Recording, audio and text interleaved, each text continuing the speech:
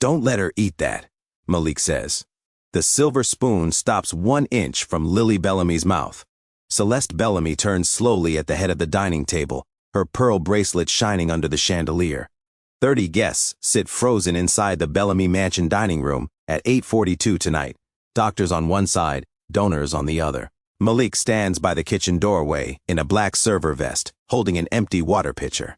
He is 13, black, and supposed to stay invisible. Celeste smiles without warmth. Go back to the kitchen. Adrian Bellamy rises from his chair, confused. What is this? Malik points to Lily's plate. Sir, your child is not blind. Your wife is poisoning her. Before this goes further, subscribe for more stories where dignity stands tall when power goes too far. A tiny red light blinks above the pantry door. Then Lily whispers, Daddy, it smells like before. And Celeste's smile disappears for the first time tonight. Security moves first. 2 men in dark suits step between Malik and the table, their hands open, but ready. Celeste lifts her chin like she owns every breath in the room. Remove him, she says. Malik does not run. He keeps his eyes on Adrian, not on the guards. Lily sits small in her white dinner dress, both hands tight around the edge of her chair. Adrian looks from Malik to Celeste. Poisoning? Do you understand what you just said? Celeste laughs once, sharp and low. He is a kitchen boy trying to scare your guests. A doctor near the end of the table lowers his fork. A woman in a blue gown stops recording, then starts again. Malik swallows. Check the plate. Celeste reaches for it too fast. The room notices. Above the pantry door, the red light keeps blinking, silent and steady, while Lily turns her face toward Malik and whispers one word that shakes the table hard. Again. Lily's whisper cuts through the dining room. Adrian's face changes.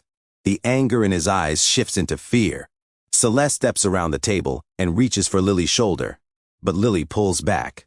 Sweetheart, you are confused, Celeste says. Malik speaks before the guards touch him. She said that because this has happened before. One guard grabs Malik's arm. The water pitcher drops and cracks against the marble floor. Guests flinch. Someone near the wall raises a phone higher. Celeste points at Malik. He steals from my kitchen, follows my daughter, and now he attacks my family in front of my guests. Malik stays still, even with the guard's hand on him. I saw the vial. A silver flash slips between Celeste's fingers. Adrian sees it. So does the woman in the blue gown. The pantry camera blinks again. Then Celeste closes her fist and gives Adrian a look that makes him question every quiet dinner. Adrian reaches for Celeste's hand. She pulls back before he can see what she hides. Open your hand, he says. A heavy silence falls over the table. Crystal glasses stop moving. The donors stare at Celeste now, not at Malik. Celeste's voice drops. You are embarrassing me. You are embarrassing yourself, Malik says. The guard tightens his grip until Malik winces, but Malik does not look away. His Aunt Ruth stands near the service wall, one hand pressed to her apron, fear all over her face. Celeste turns on her. Did you put him up to this? Ruth shakes her head, but her eyes flick to the pantry camera. Adrian catches that look. Lily pushes her plate away so hard the fork slides off and hits the floor. Celeste bends to grab the plate. Malik lunges one step forward. Don't touch it. Now everyone sees Celeste protecting the plate like evidence. And Adrian finally orders security to let Malik go.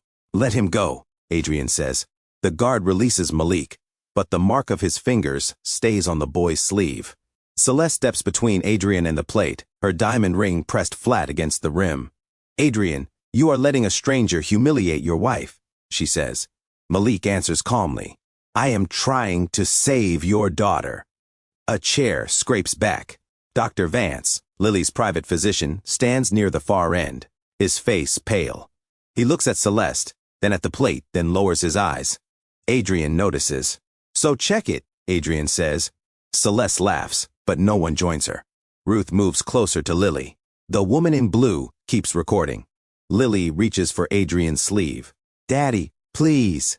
Celeste snatches the plate. The room erupts. Malik points toward her closed hand. Ask her what was in the vial. Adrian turns to his wife, and for the first time, she has no ready answer.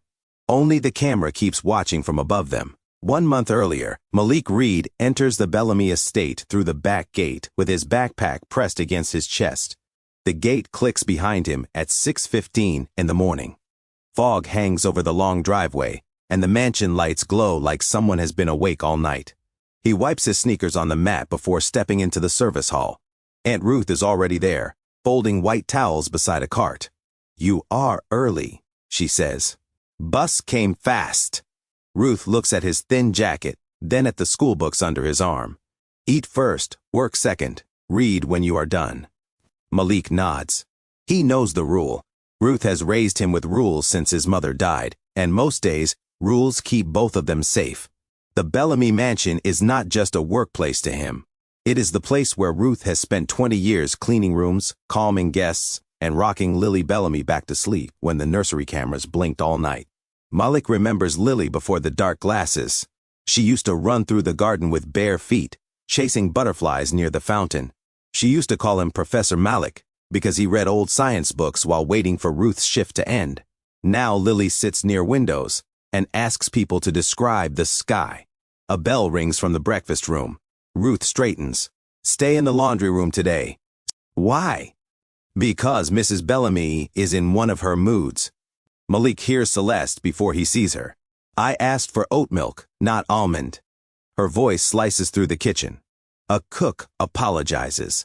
Celeste Bellamy stands near the marble island in a cream dress, hair pinned behind one ear, phone in one hand, and Lily's breakfast tray in the other. Ruth steps forward. "I can take that up for Miss Lily." Celeste turns slowly. "I did not ask you to touch my daughter's food." Oh, the kitchen goes still. Ruth lowers her hands. "Of course, ma'am." Celeste walks past her. Malik watches the tray. A covered bowl sits beside a small glass bottle with a silver cap. Ruth catches him looking and shakes her head once. That warning tells him to stay quiet. After school, Malik returns and washes dishes until his fingers wrinkle. He carries folded napkins to the dining room, then stops when he sees Lily alone at the long table. Her dark glasses cover half her face. A bowl of soup sits untouched in front of her. Her hand trembles as she reaches for the spoon. Malik steps closer. "Want me to call Miss Ruth?" Lily turns toward his voice. "Malik?" "Yes." "Can you read the label on that little bag? Mom says it is vitamins, but it makes my tongue feel strange." A plastic medicine bag sits beside the bowl.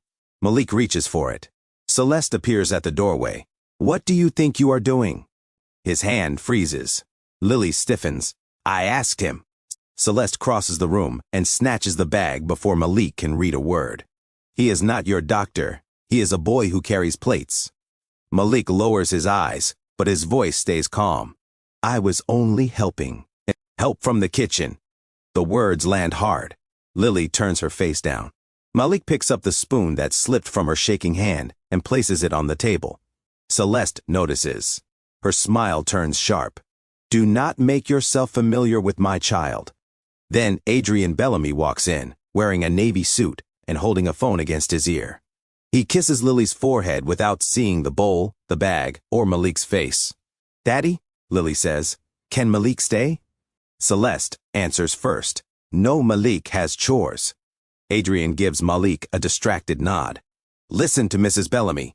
Malik steps back, but he sees Lily's fingers curl under the table like she is trying not to cry. Later, in the laundry room, Ruth folds towels with tight movements. Malik sits on an overturned bucket with a science book open on his knees, but he does not read. "What happened to Lily?" he asks. Ruth stops folding for half a second. "Her doctors say her sight is failing." Was she always sick?" "No."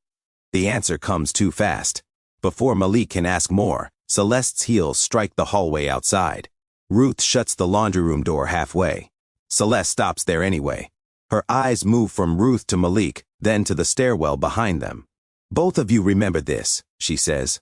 "The upstairs family hallway is private. Malik never goes there. Not for towels, not for Lily, not for any reason." Ruth nods. Malik nods too.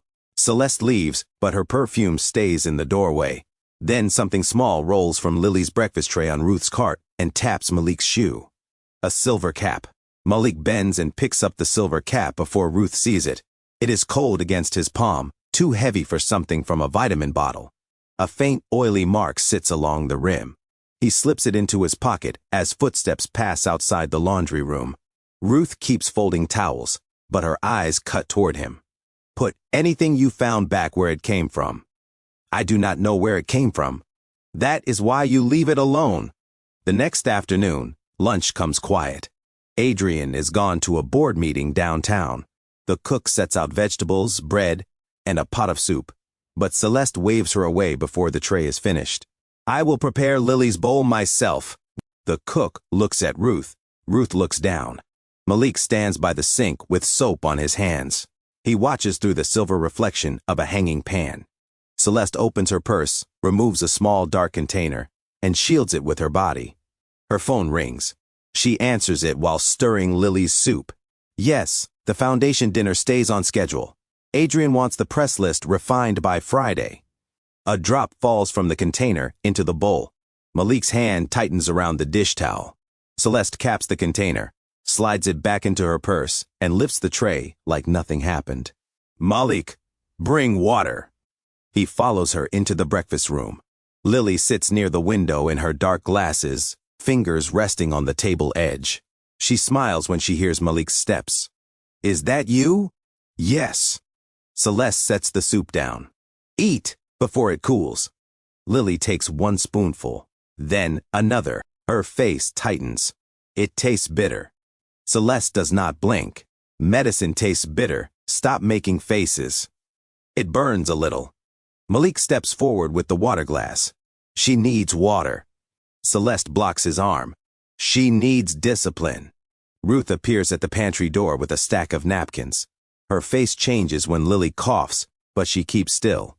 Malik sees her fingers grip the linen until the corners bend. Lily pushes the bowl away. Celeste pushes it back. Finish it. She said it burns, Malik says.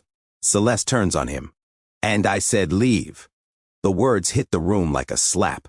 Malik lowers the glass onto the table and steps back, but he keeps his eyes on the bowl. Lily whispers, Please, Mom. Celeste leans close to her. Your father pays the best doctors in California. Do you want him to think you are ungrateful? Lily's mouth closes.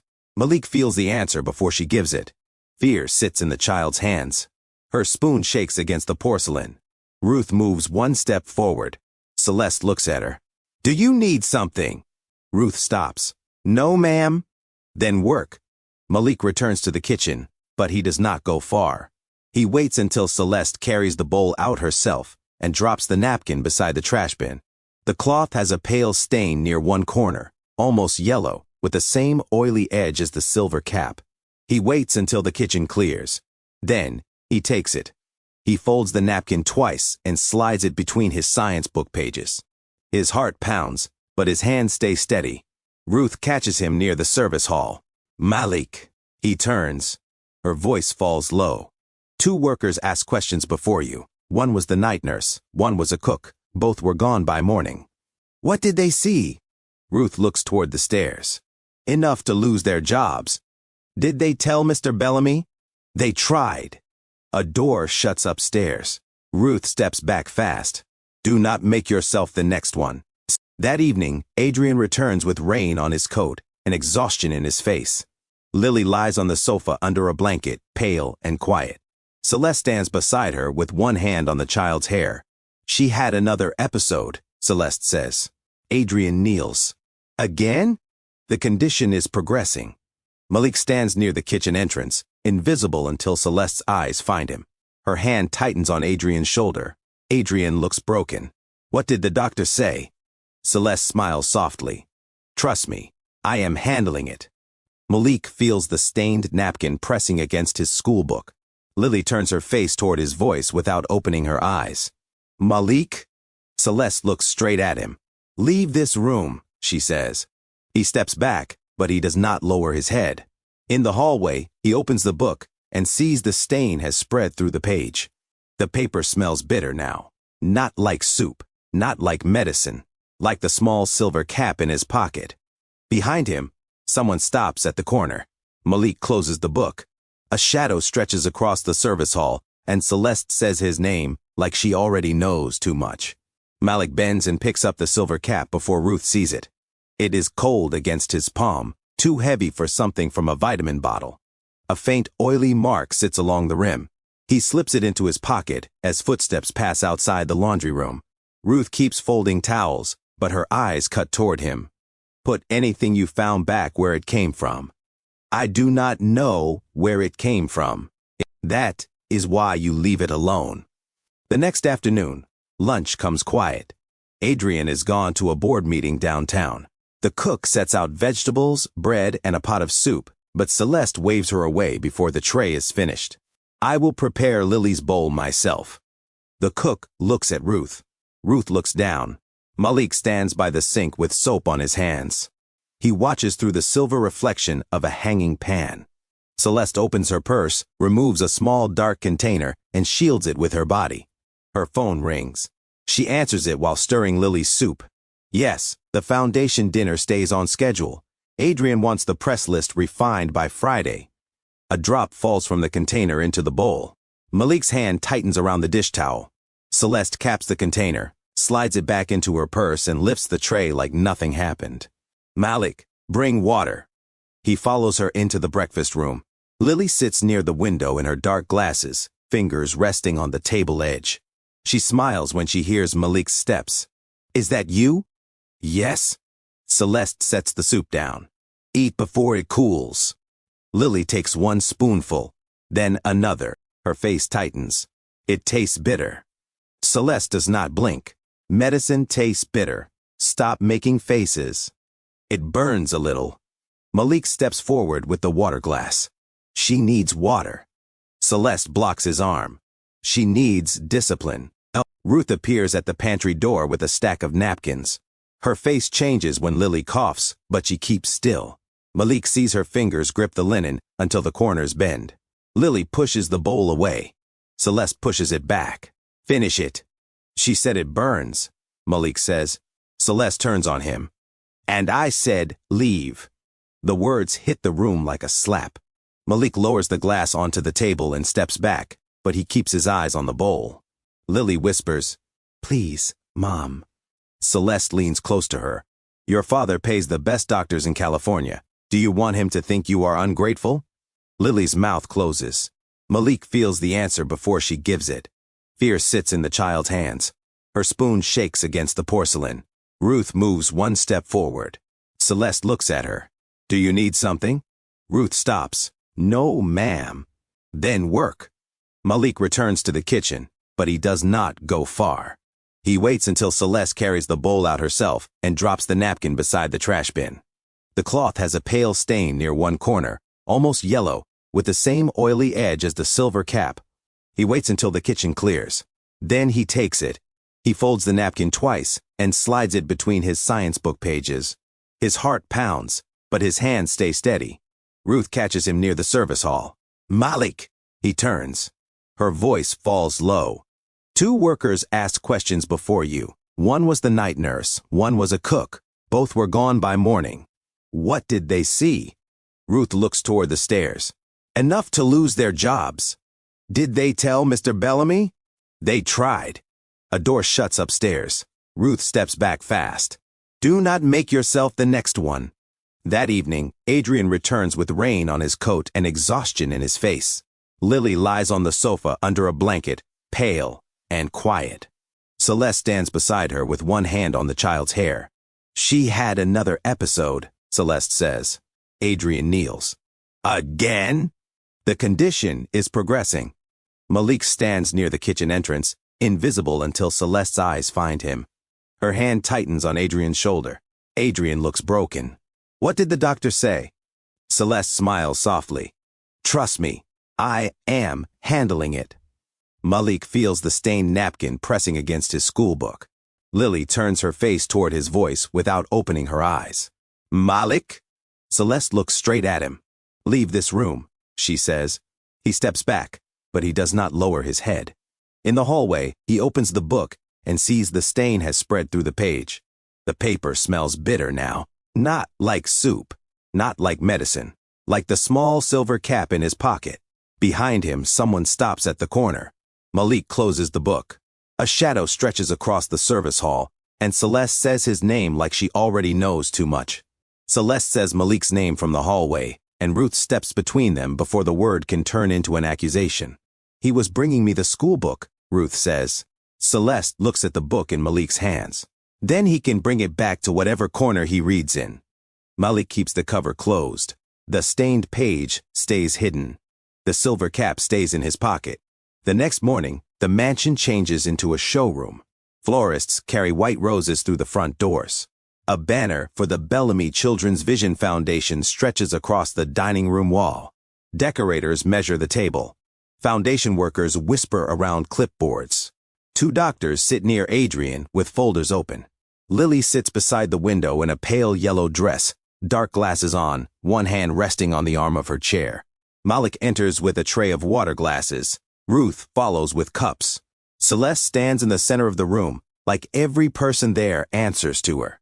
"The gala must feel hopeful," she says. "No sad faces. No staff hovering over Lily." A woman with a headset nods. Adrian checks his phone while a business caller waits on speaker. Lily lifts her chin. "Malik?" He stops beside her chair. "I'm here. Can you read this?" She holds out the small medicine bag from the side table. The letters are too tiny. Malik looks at Celeste before touching it. Celeste sees him hesitate and smiles. "Careful." Lily pushes the bag closer. "Please." Malik reaches for it. Celeste crosses the room fast and snatches it from Lily's hand. The plastic crackles loud enough for the doctors to hear. "He is not your doctor," Celeste says. "He is the help." The room stills. A florist lowers a vase. One foundation worker looks at Malik, then quickly looks down. The doctor beside Adrian closes his folder without speaking. Malik stands with the tray balanced in both hands. His jaw tightens, but his voice stays calm. "I was answering Miss Lily." Celeste turns the medicine bag over in her fingers. "You were forgetting your place." Ruth steps forward. "Mrs. Bellamy, he meant no harm." Celeste looks at Ruth like she has been waiting for her to speak. "That is the problem. You have both mistaken kindness for permission." Adrian pulls the phone from his ear. "Celeste." She faces him at once.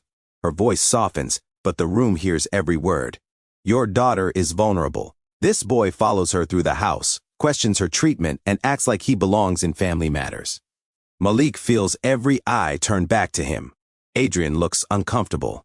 "Malik, you should stay in the service areas." Lily reaches toward the sound of his shoes. "Daddy?" I asked him.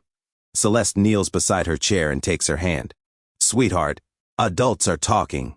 The words cut Lily smaller. Her fingers curl. Malik lowers the tray to the sideboard. "I understand, sir."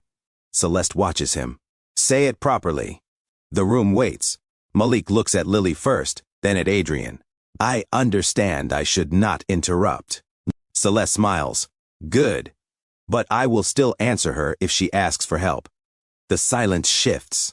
Ruth's eyes widen. A young assistant near Adrian, Nora, freezes with her pen above the page. Adrian stares at Malik, surprised by the calm in him. Celeste's face hardens.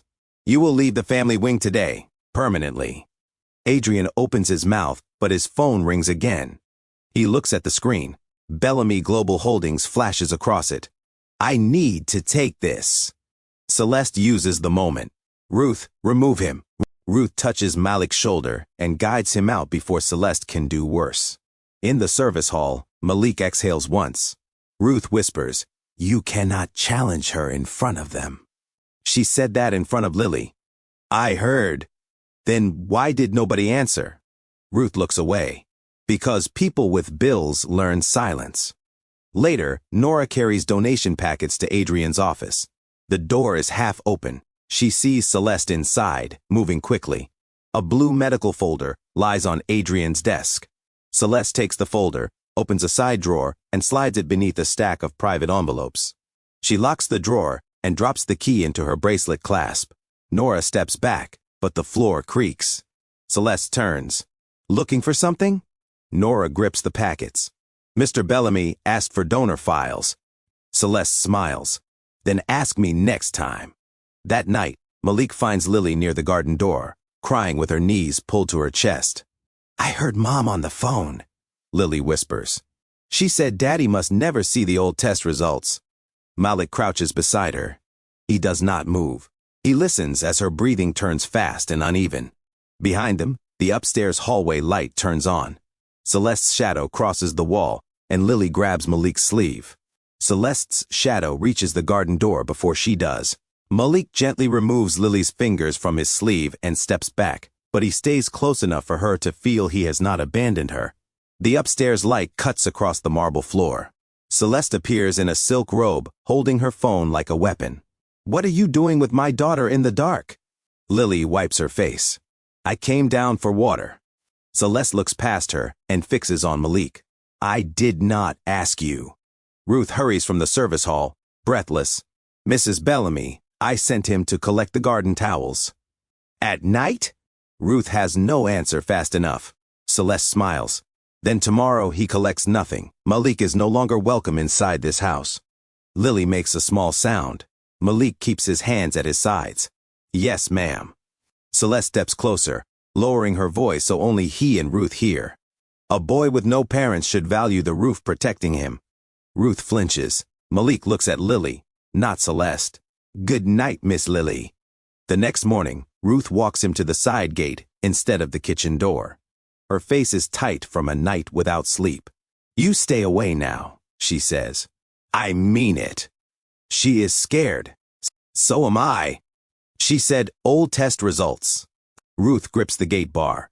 And Celeste heard enough to know you heard it too. Malik wants to argue, but Ruth's eyes stop him. She has lost jobs before. She has buried his mother. She knows danger when it wears perfume and smiles at donors. I'll stay away, he says. Ruth studies him. Promise me. I promise. The gate shuts between them. Malik walks toward the bus stop with his backpack over one shoulder. Halfway down the stone wall, he hears a weak cough near the side hedge. Lily sits on the low bench by the delivery gate, wrapped in a sweater too thin for the morning cold. Her dark glasses sit crooked on her face. Malik. He rushes to the fence. Why are you outside? I wanted air before breakfast. You should tell Ruth. Mom says Ruth is too soft. Lily holds her stomach. It gets worse when Daddy travels. Malik stops moving. What gets worse? The food. She calls it treatment. She says it will keep people from staring, but after I eat, the room gets darker. A delivery truck rolls toward the service entrance. The driver waves at the guard. The gate opens. Malik looks at Lily's shaking hands, then at the mansion windows. I promised Ruth I would leave, he says. Lily's voice breaks. Then, who stays with me? That question makes the decision for him. Malik slips through behind the delivery cart, keeping low beside stacked boxes of flowers. The guard checks the invoice, not the boy moving behind the driver. Inside, the kitchen is loud with gala prep. Pans clatter. A florist argues over table height. No one notices Malik near the pantry shelf. He sees Lily's dinner tray waiting under a silver cover. Then, Celeste enters. Every worker straightens. Out, she says to the cook. I will finish my daughter's tray. The cook leaves without protest. Malik crouches behind a crate of bottled water. He pulls out his phone and opens the camera. His battery flashes 1%. Celeste opens her purse. The silver vial appears between her fingers. Malik raises the phone. The screen goes black. His chest tightens, but he does not move. Celeste lifts the cover, breaks open a small bread roll, and lets one drop fall onto the soft center. She closes it again, smooths the crust, and places it beside the soup. Malik looks up, searching for anything. Above the pantry door, the old security camera points toward the prep counter. Ruth once said the monitor stopped working years ago. A tiny red light blinks. Malik stares at it. Celeste turns toward the doorway. Who is there? Malik holds his breath. A tray crashes near the front hall. Someone curses. Celeste leaves the kitchen to shout at the staff. Malik moves fast. He grabs a clean napkin, takes the bread roll, wraps it, and slides it behind Ruth's spare shoes under her locker. He turns to leave. Celeste stands in the service doorway. Her smile is calm. You disobeyed your aunt, she says. Malik says nothing. She steps inside and shuts the door behind her. Boys like you vanish from rich houses every day. People call it trouble finally leaving. Malik's eyes flick once toward the pantry camera. Celeste follows his glance. The red light blinks again. Her smile fades. For 1 second, she forgets Malik is still watching. Then her hand moves to the camera wire, and his quiet plan becomes a race against her next move right now. Celeste reaches for the camera wire, but Malik moves first. He steps backward into the shelf, knocking a stack of paper cups across the floor. The noise brings 2 kitchen workers to the doorway. Celeste drops her hand. "What did he break?" One worker asks. Celeste turns her smile back on like a switch. Nothing. Malik was leaving. Malik walks past her with his backpack tight against his side. He does not look at Ruth's locker. He does not look at the bread roll hidden near the shoes.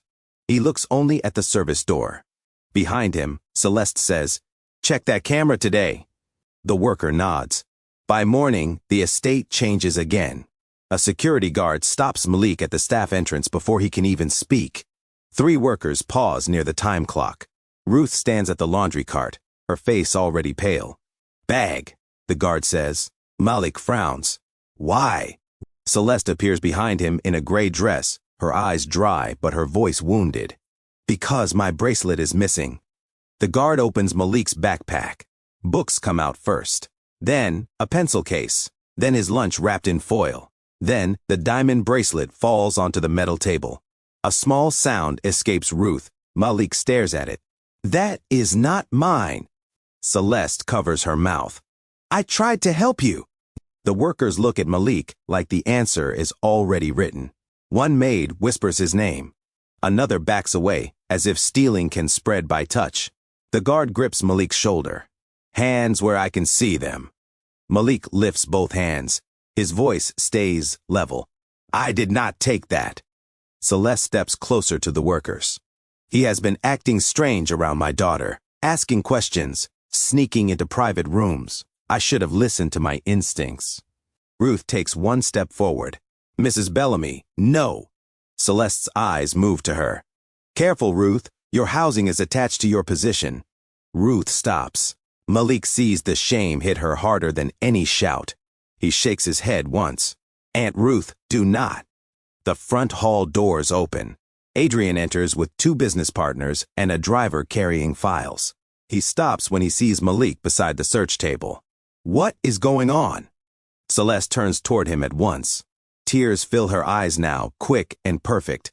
"Adrian, I did not want you to see this." He walks closer. His gaze lands on the bracelet, then on Malik's raised hands. "Malik? I did not steal it, sir." Celeste steps beside Adrian. He has crossed too many lines. Lily feels unsafe. I feel unsafe. Upstairs, Lily calls weakly, "Daddy?" Adrian looks toward the stairs. Celeste snaps her fingers at the nurse. "Keep her in her room." The nurse hesitates, then obeys. Nora stands near the hallway with a stack of donor folders. She sees Celeste lift her hand to wipe a tear. The small key in Celeste's bracelet clasp catches the light. Nora's eyes narrow. Adrian turns back to Malik. Pain sits in his face. "I paid for your school supplies last year." Malik feels the words more than the guard's hand. "Yes, sir. And I thanked you. I would not steal from you." Celeste whispers, "People can be grateful and still want more." The line lands in front of everyone. Malik lowers his hands slowly. "I only wanted someone to check Lily's food." Adrian stiffens. "Again with this?" Celeste grabs his arm. "This is obsession." Ruth speaks before fear can stop her. "Sir, he is worried about Miss Lily." Celeste turns cold. "Pack your things too, Ruth, if you want to follow him." Ruth's mouth closes. Malik looks at her and nods once. He chooses the punishment alone. The guard pushes him through the service hall. Workers step aside. No one blocks the way. No one speaks. At the side gate, Celeste follows close behind. The guard releases Malik outside the iron bars. His backpack lands in the gravel at his feet. Celeste leans near the gate. "Come back near Lily, and I will tell the police you tried to harm my child." Malik looks at her through the bars. "You are scared of what I saw." Her smile returns. No one believes boys who enter through back gates. The gate shuts. A moment later, Ruth passes near the laundry window. She does not look outside. Her hand opens and drops something into the hedge. Malik waits until Celeste leaves. Then he reaches through the leaves and finds Ruth's spare locker key, warm from her palm. Inside that locker sits the wrapped bread roll. Inside the bread roll sits one thing Celeste did not plant. Malik closes his fist around the key. Across the driveway, Nora watches from an upstairs window. She sees the key. Then she sees Celeste walking toward Adrian's office. Nora watches Celeste enter Adrian's office and waits until the door clicks shut. She stays behind the corner with donor folders pressed against her chest. Celeste speaks on the phone inside, her voice low and bright. "Yes, the dinner must make people cry," Celeste says. "They need to see what I have carried as a mother." Nora's grip tightens. Celeste leaves 10 minutes later with Adrian's office key in her hand and her bracelet clasp open. Nora waits until the hallway clears. Then she slips inside. Adrian's desk is neat, too neat. His family photo faces the wall. Nora opens the side drawer with the spare key Celeste forgot to remove from the lock. The blue medical folder sits under private envelopes. Beside it is a folded letter addressed to Adrian Bellamy, marked urgent. Nora reads only the first lines. Her face loses color. She takes pictures with shaking hands, then hears heels near the stairs. She shuts the drawer and steps out with the donor packets just as Celeste returns. Celeste's eyes drop to the papers. "Still lost?" Nora forces a smile. "Found them." Across the estate wall, Malik runs 3 blocks to a payphone outside a closed grocery store. Ruth answers on the second ring. "I have the key," he says. Ruth's breath catches. "Do not come back through the gate." "The bread roll is still there." "I know. I moved it." Malik stops. "Where?" "To someone who might listen." That evening, Ruth meets him behind a small clinic on Mission Street. A gray-haired man opens the back door before she knocks. Dr. Harlan looks older than Malik expects, but his eyes sharpen when Ruth says Lily's name.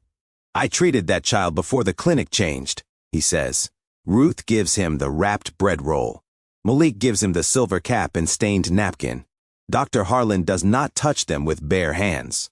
He places each item in separate bags. "What is on them?" Malik asks. "I will not guess in front of a child." "I am not little." "No," Dr. Harlan says. "But you are in danger." He opens a locked cabinet and pulls out a copy of old records.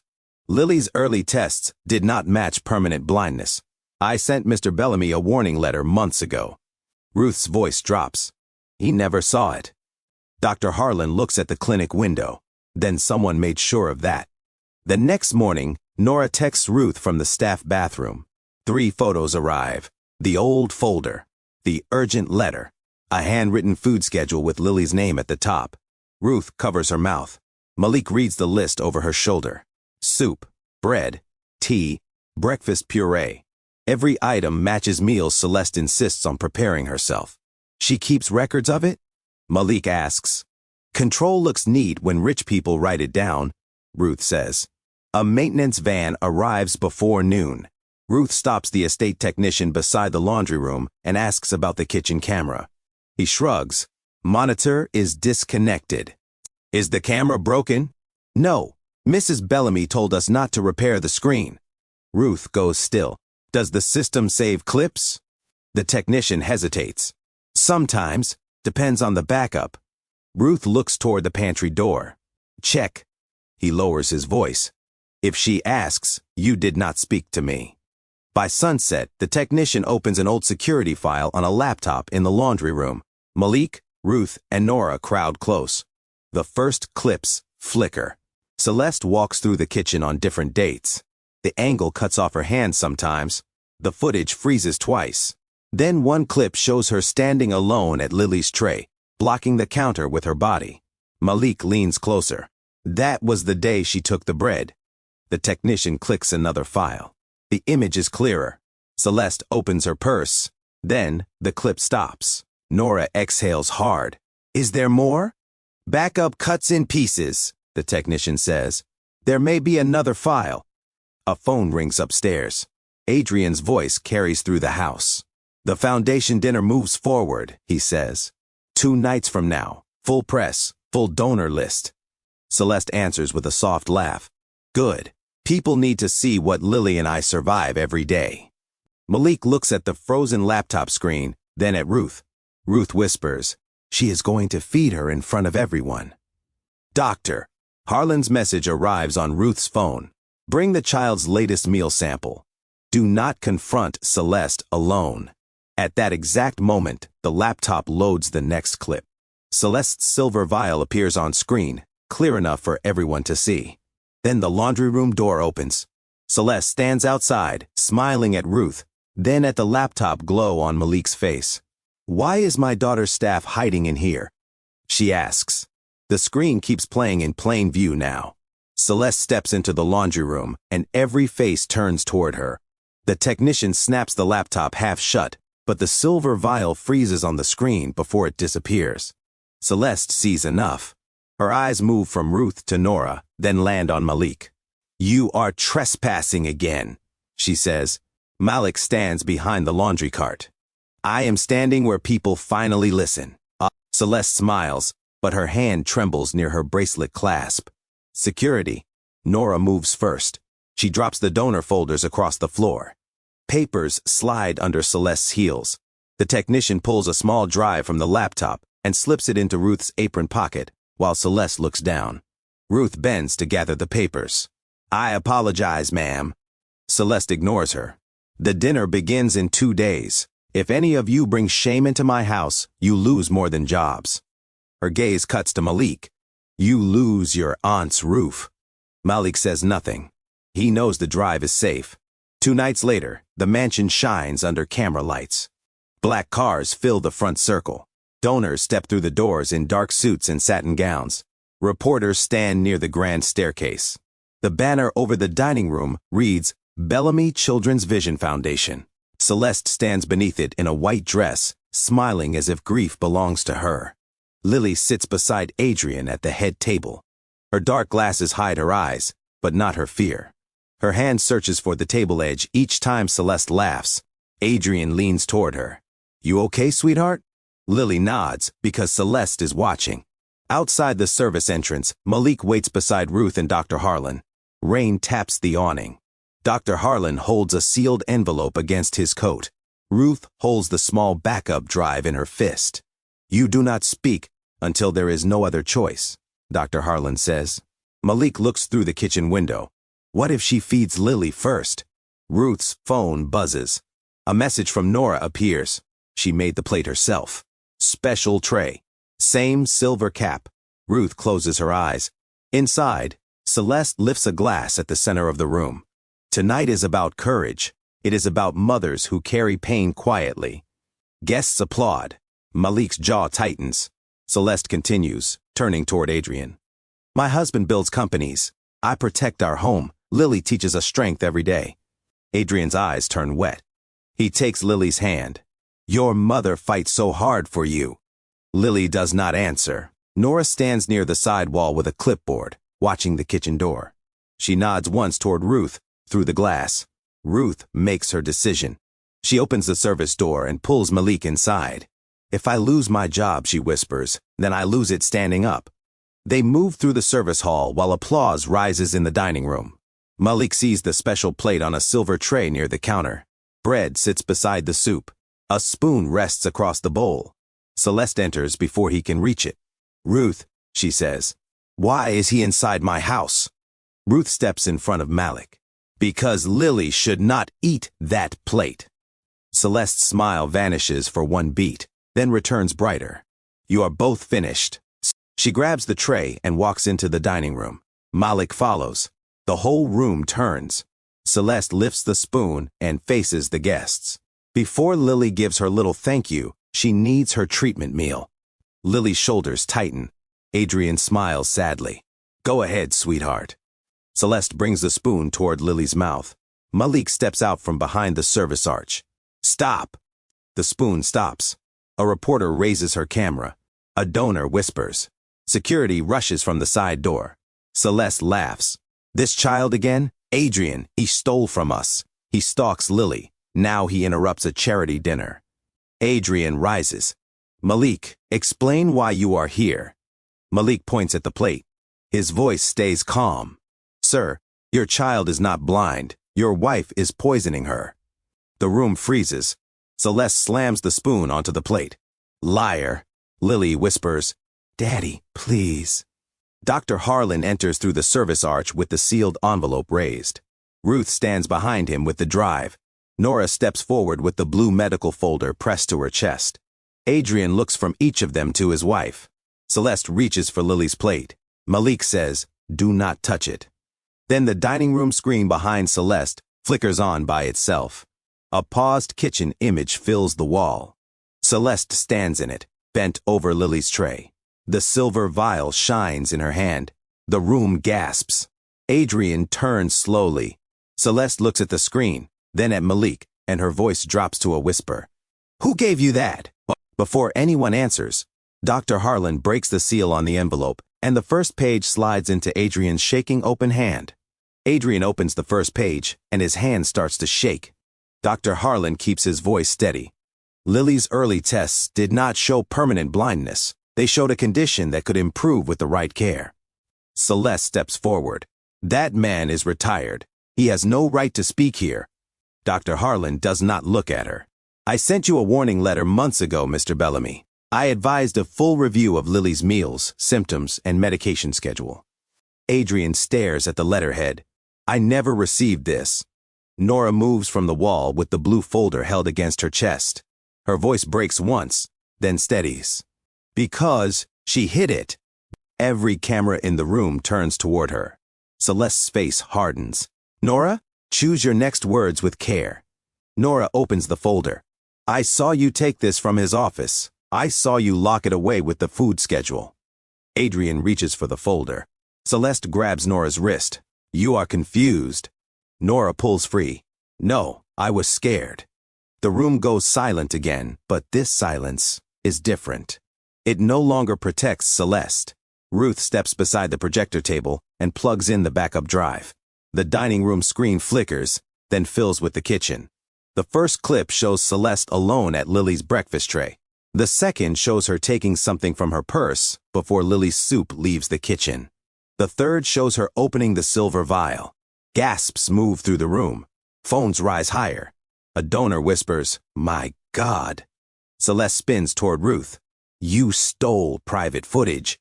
Ruth stands straight. No, I saved what you thought nobody would see. Adrian turns to Celeste. Give me the vial. Celeste laughs, but it sounds thin now. This is madness. A maid, a fired boy, a nervous assistant, and a retired doctor are putting on a show. Malik steps closer to Lily's chair, but he does not touch her. Ask Lily. Celeste points at him. Do not speak to my daughter. Lily lifts her face toward Adrian's voice. Her hands tremble on the table. Daddy, I knew the food was wrong. Adrian bends toward her. Why didn't you tell me? I tried. Mom said I was sick. The nurse said I had to trust her. Everyone said she knew best.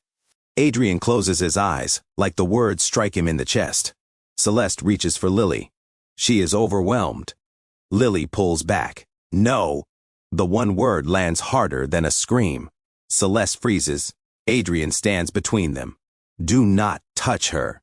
Security moves toward Malik. Adrian turns sharply. Not him, her. The guards stop. Then they move toward Celeste. The same men who searched Malik at the staff entrance now stand between Celeste and Lily. One blocks her path. Another removes the plate from the table and sets it near Dr. Harlan. Celeste stares at Adrian. You are choosing them over your wife? I am choosing my daughter. The room breaks into whispers. A reporter near the fireplace keeps recording. A doctor who stayed silent during the planning meeting lowers his head in shame. Celeste's control slips. You have no idea what I gave up. No idea what people expected from me. They admired me because I stayed strong. Ruth's eyes sharpen. They admired a lie. Celeste turns on her. You wash sheets in this house. Do not speak to me like an equal. Malik steps forward. She raised Lily when you would not come downstairs. A few guests look toward Ruth with new respect. Adrian hears it too. His face changes again, not only with anger, but with shame. Dr. Harlan lifts the sealed sample bag from his case. This plate must be preserved, So must the bread sample already in my care. Celeste's eyes flash toward Malik. He sees the question in her face. How did he save it? Nora answers before Celeste can speak. There are copies of the folder. I sent them before I came in. Celeste's mouth opens, then closes. Adrian takes Lily's hand. Call my legal team. Call Child Protective Services. No one leaves with my daughter except medical staff I approve. Celeste steps back as if the floor has shifted beneath her. You will regret this, she says. Adrian looks at the screen, where her hand still hovers over Lily's tray. I already do.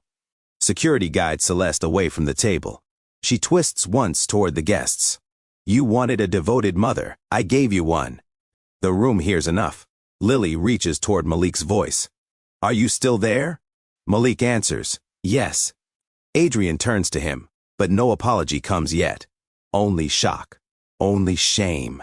Then Dr. Harlan looks at Lily's plate and says, we need to get her examined tonight. The dining room doors open, and a police officer steps inside. The police officer steps into the dining room, and Celeste straightens like status can still shield her. Adrian points to the screen, the plate, and the sealed sample bag. Everything here stays untouched. The officer nods to two partners behind him. Phones lower. Guests step back. The dinner she built for praise becomes the room where her name breaks. Celeste lifts her chin. I want my attorney. You will have one, Adrian says, but you will not go near Lily. That sentence lands harder than any shout. Dr. Harlan guides Lily from the table. Ruth wraps a coat around her shoulders. Malik walks beside them, close enough for Lily to hear his steps. She reaches for his sleeve once, and this time no one tells him to move away. Celeste sees it and tries to push past security. She is my daughter. Lily turns her face away. Not tonight. The officer escorts Celeste toward the front hall while reporters keep recording. By midnight, the foundation website removes her photo. By morning, 3 major donors withdraw. By noon, Adrian's legal team sends the footage, records, food samples, and witness statements to investigators. Celeste does not return to the mansion. 2 days later, Adrian stands in the laundry room for the first time in years. Ruth folds towels at the counter, but she does not rush to greet him. I owe you an apology, he says. Ruth keeps folding. Lily needs more than your guilt. I know. She needed you in the room. Adrian lowers his head. I let money, travel, and shame do my looking for me. Ruth places one towel down. What changes now? The question makes him stand straighter. You choose Lily's care team. No one removes staff without your approval. The nurse who ignored Lily is gone. The cook and night nurse Celeste fired will be contacted and paid what they lost. Nora keeps her job with protection. Ruth watches him, measuring every word. And Dr. Harlan? She asks. He is Lily's doctor again. Only then does Ruth nod. That afternoon, Adrian finds Malik in the garden by the fountain. The same bench sits near the side gate where Lily once waited in the cold. Malik stands when Adrian approaches. You do not have to stand for me, Adrian says. Malik stays up. Yes, sir. Adrian steps closer, then lowers himself to one knee so his eyes meet Malik's. The gesture stops Malik more than any apology. I believed power because it looked polished, Adrian says. I doubted truth because it came from a black boy no one in my house respected. Malik's face stays calm, but his eyes shine. I should have listened the first time, Adrian says. You protected my daughter when I failed her. Malik looks toward the mansion. I was scared. I know. I did it anyway because she asked who would stay. Adrian's voice breaks. You did. Weeks pass, but the house does not go back to what it was. That is the point. The family wing stays open to Ruth. Nora sits in meetings without lowering her voice. The kitchen camera stays connected. Every meal for Lily is checked, named, and written down. Lily grows stronger under Dr. Harlan's care. Some mornings, she reaches for sunlight instead of the wall. Some afternoons, she reads large letters with her face close to the page. No one calls it a miracle. They call it safety, treatment, and time. Celeste's charity role ends. Her friends stop answering reporters. Her perfect speeches become evidence of how easily pity can hide control. Court papers move forward. Adrian does not protect her reputation. He protects Lily's future. One evening, the mansion hosts its first quiet dinner since the night everything changed. No reporters, no donors, no cameras except the ones meant to keep people safe. Ruth brings bread to the table and starts toward the kitchen again, out of habit. Lily speaks first. "Miss Ruth, sit down." Ruth freezes. Then Lily turns toward the doorway. Malik, too. Malik stands there in his school uniform, holding a water pitcher. He looks at Adrian, unsure. Adrian pulls out the chair beside Lily. "This seat is yours." Malik sits slowly. Ruth covers her mouth, tears rising before she can stop them. Adrian lifts the clean plate in front of Malik and sets it down with both hands, like a promise. Lily smiles. "Now you are not by the door." Malik laughs once, soft and broken. For the first time, dinner feels safe. Outside, the side gate stays unlocked during daylight now. Not for guests, but for the people who once had to ask permission to care. That change says enough to everyone. Power means nothing when it protects a lie. Truth means everything when one brave voice refuses to stay quiet.